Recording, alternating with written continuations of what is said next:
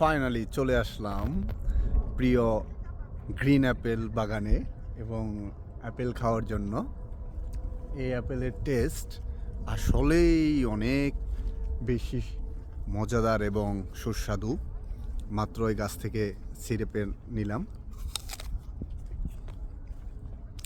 এটার টেস্ট বাজারে কেনা আপেলের মতো না, গাছ থেকে মাত্র পাড়া, নিজ হাতে পারি।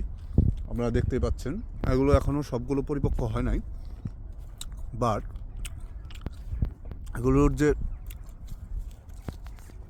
যে পরিমাণে রসালো সতেজ গাছ থেকে পাড়ার পরে যে টেস্টটা পাওয়া যায়, এটা আসলে যে পর্যন্ত আপনাকে আমি না খাওয়াবো বা আপনি না খাবেন সে পর্যন্ত আসলে এই ফিলটা পাবেন না। আমরা বাংলাদেশে যখন আপেল খেতাম নর্মালি কী হতো, এটা অনেক দূর দূরান্ত থেকে আসতো এবং শুকনো ছিল।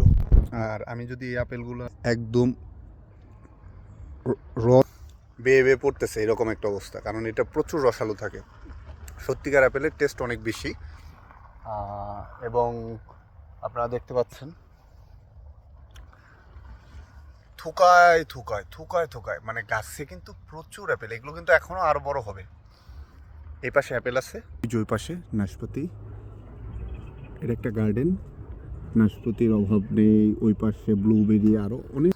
তো আজকে সবগুলোই এক্সপ্লোর করব আর দেখি কিছু কাঁচা অ্যাপেল এগুলো নিয়ে যাব। এগুলো মরিচের গুঁড়ো আর লবণ দিয়ে খুব ভালো লাগবে যেগুলো কাঁচা।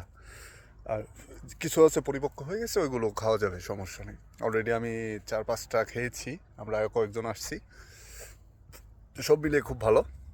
ধন্যবাদ সবাইকে।